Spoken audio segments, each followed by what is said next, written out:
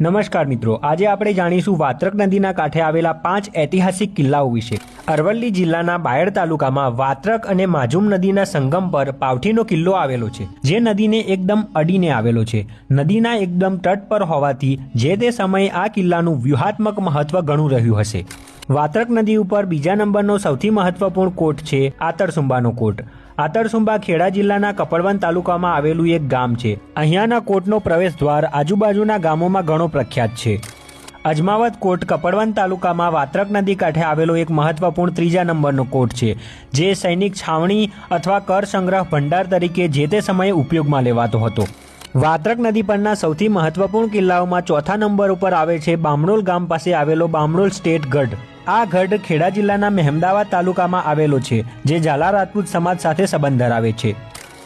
વાત્રક નદી કાંઠે આવેલો 5મા નંબરનો સૌથી મહત્વપૂર્ણ મહેલ છે ચાંદા સૂરજ મહેલ।